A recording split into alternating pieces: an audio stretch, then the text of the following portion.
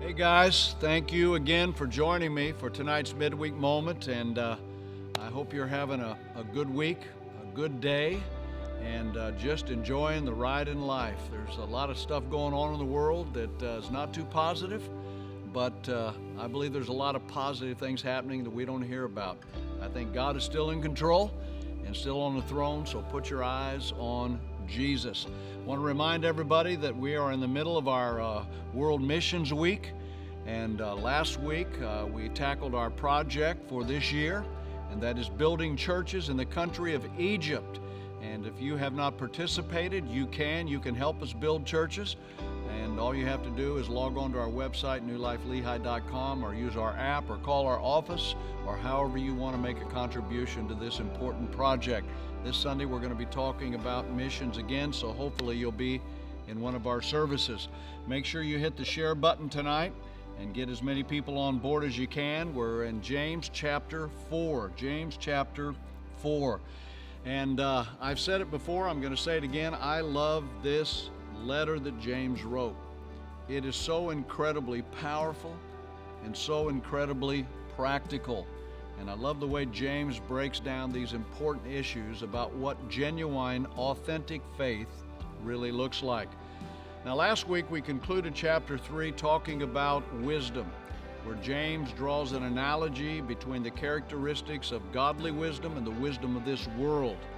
And then now in chapter 4, he starts the chapter by addressing the subject of quarrels and conflict, relational conflict that exists among people. And if you think about it, it's really a natural transition from chapter 3, because if we're living and operating in the world's wisdom, then chances are there's going to be conflict, there's going to be problems, there's going to be quarrels and fighting and bickering that happens among people.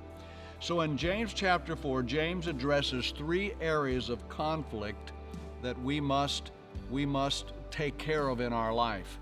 I'm going to talk about one of those areas of conflict tonight. Next week, I'll tackle the other 2, all right? So here James talks about the fact that we fight with each other. We fight with each other. Look at verse number 1 in chapter 4. What is causing the quarrels and fights among you? Don't they come from the evil desires at war within you? So James in chapter 4 introduces this new concern by presenting a question. Why? Why are you bickering? Why are you fighting and quarreling among yourselves? Now, let me just say from the outset, this doesn't mean, and he's not implying, that we're going to agree on everything. It's impossible to agree on everything. Everybody has different opinions. Everybody has different perspectives in life. That's okay. God made us different. We have different tastes. It's okay. The problem happens when our differences become arguing, and the arguing ratchets up until we start criticizing one another. And eventually, it destroys relationships. It divides people from one another. We have 7 grandchildren. I've talked about them before. 7 beautiful, creative, intelligent, talented, you get the idea, grandchildren. And 2 of our granddaughters are 10 years old, Asa and Gianna. And I remember back when they were, say 5, 6, and 7. Whenever they would get together, if they would all come to our house, or we would go to their houses, or we'd all get together as a family, the 2 girls would play together. And it was just a matter of time before they'd be arguing. They'd be fighting. One of them would come in and start crying and saying, well, Asa won't let me play with this toy, or Gianna did this or said this to me. And we'd have to go in and explain to them that you need to share, you need to get along, etc. Well, today they're 10 years old, and today they're like bosom buddies. Today there's hardly any conflict at all. As they have grown up and they've learned to share and they've learned to get along with one another, they play so much better together. And what happens is sometimes as we get older, we don't necessarily mature the way we should. And sometimes, I think in this case with James, he's addressing adults in the church that are bickering like somebody's grandchildren. Now again, I'm not indicating that we're always going to agree or always going to get along. In fact, when you read Scripture from the Old Testament to the New Testament, you see that Scripture records examples of families or Christians, believers, disagreeing with one another. In the book of Genesis chapter 13, we know that Abraham and his nephew Lot had disagreements. They bickered among each other, and finally they had to separate and go their separate ways. In Luke chapter 9, the disciples argued among themselves. Who would be the greatest? Who was the most qualified to become the leader once Jesus was gone? In 1 Corinthians, Paul had to address arguing and bickering in that church.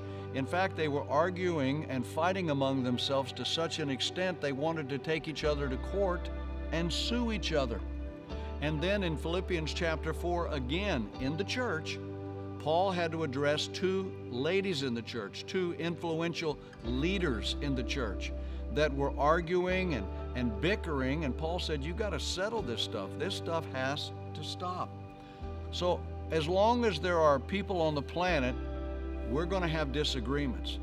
The problem is when we let them get out of control. And that's what I love about this letter that James wrote. Again, it's so practical because in chapter 2, he addressed the conflict among classes where sometimes we treat people with money differently than we treat people without money. That's not good, James said. In chapter 3, he addressed issues in the church where people were arguing because they wanted positions, they wanted to be teachers. James said, no, you've got to settle that stuff. Here in chapter 4, conflict that leads to criticism. Chapter 5, we'll talk about down the road where there's conflict in the workplace. So hear me again. There's going to be differences. There's times there will be conflict. How we manage the conflict, how we manage the differences of opinions and perspectives is the major thing. And genuine, authentic faith that operates in the wisdom of God knows how to manage these issues and don't allow them to get out of control. So James gives us the bottom line in chapter 4, verse number 11 and 12. He said, don't speak evil against each other, dear brothers and sisters. If you criticize and judge each other, then you are criticizing and judging God's law. But your job is to obey God's law, not to judge whether it applies to you. God alone, who gave the law, is the judge. He alone has the power to save or to destroy. So what right do you have to judge your neighbor? So we're not talking about I disagree with you. We're talking about when I disagree with you to the point that I start criticizing you and I start judging you and I start questioning your integrity, your intelligence, start questioning your relationship with the Lord, and the list goes on and on. And James says there's no place to criticize and judge. God is the judge. God is the one who created the law. My job is not to manage the law. My job is to obey the law.